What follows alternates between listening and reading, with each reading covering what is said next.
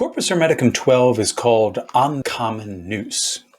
The title is not comprehensive, but it does underscore a distinctive idea in the tractate, namely that Nous, our divine consciousness, is common to people and even to animals. In humans, Nous should serve as a deifying force, a god or guide or captain who fights the forces of vice which are fed by pleasure. In animals, however, Nous actually cooperates with innate natural drives and passions. And in unthinking people, Nous is said to cooperate with their desires. Now, there are a number of problems with this theory.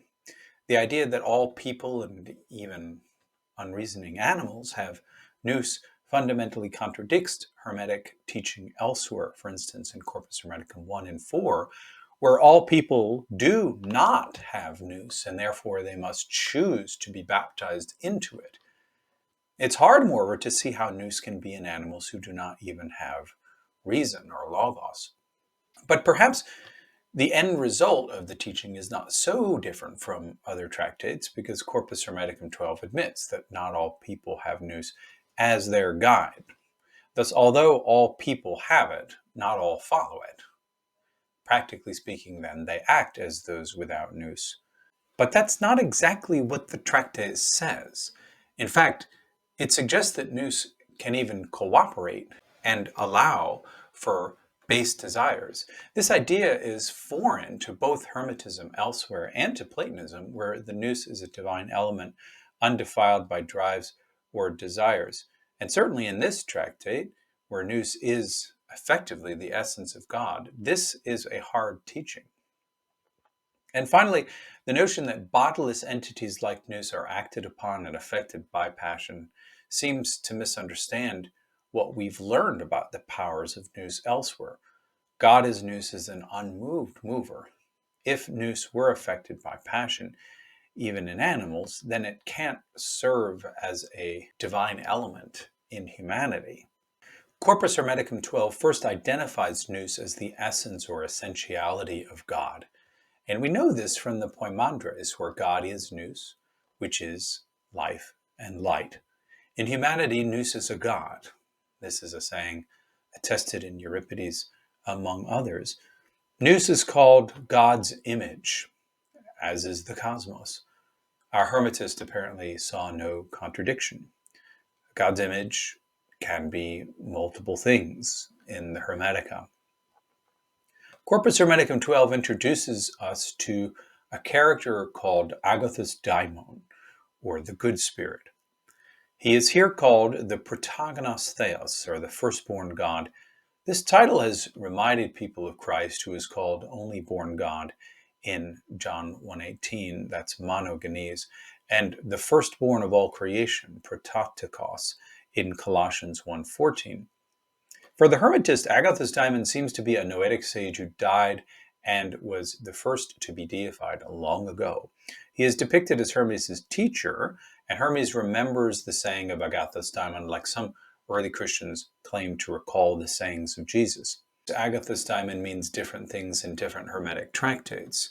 In Corpus Hermeticum 10:23, the good spirit is simply the Nous within. And perhaps Agathos Daimon in our tractate is the Nous of Hermes on some level. This is also suggested by the Poimandres. At any rate, Agathos Daimon reportedly says that humans are dying gods, are mortal gods, which is to say gods in dying flesh. And what he says is further explained in section 12, where the human who uses the gifts of logos, which can mean speech or reason, as well as Nous, does not differ at all from gods apart from being in this mortal husk. The only reason why rational people experience disturbance is because they are in this mortal body. Otherwise, they don't differ at all from gods in terms of their moods and mental states. And when the mortal body is shed, the rational or noetic person will use logos and Nous as a captain to rise to the troop of blessed gods, just as Agathos Daimon did long ago. In the mortal body, the human soul is harmed or injured by the forces of pain and pleasure. Pleasure is understood to be the source of mental and physical disease, and Nous comes in as a doctor, causing pain, but in order to heal. Those not guided by Nous follow their pleasures and fall into disease. They require law to limit their desires by punishment. The implication is that those with Nous do not require law to control them. This discussion leads to a clarification about fate, which is said to be the topic of a former discourse. Fate rules the world of birth and change, namely the world of mortal bodies. Both rational and unthinking people are affected by fate, though in different ways. Many things are fated in the world of birth and change, but rational people still have free choice and can avoid vice. Here we can compare the Stobaean Hermetica 18, 3-4. We have the power to choose. An intelligent reality, or all intelligent reason in us, has free choice. Fate does not control it. Now, I think Copenhaver mistranslates Corpus Hermeticum 12:7.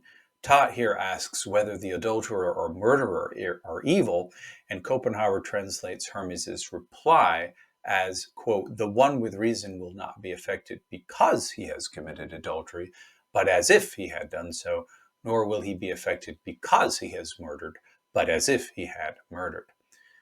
This translation makes it seem as if the rational person does in fact commit murder and adultery. In actual fact, Hermes answers that the rational person does not commit adultery or murder, but suffers as if he or she did commit these vices. In other words, rational people choose what is right, but they suffer just as bad people, and sometimes as if they were bad themselves. This insight basically parallels Jewish and Christian thought, where the just person is often persecuted. Jews and Christians acknowledge that some things are part of God's will and a result of the fallenness of creation, but spirit-endowed humans still have moral control.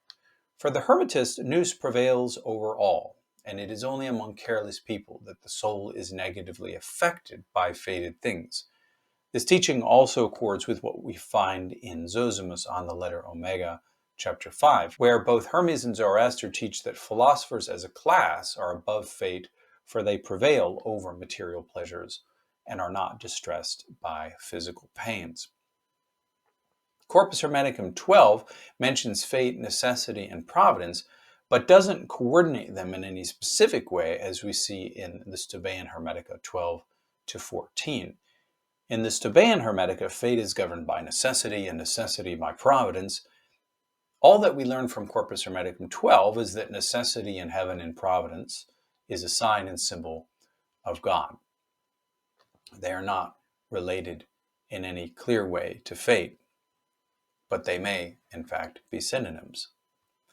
Corpus Hermeticum 12 says that understanding God is not difficult, but of course, as we saw in Stobaean Hermetica 1, it is difficult to understand God.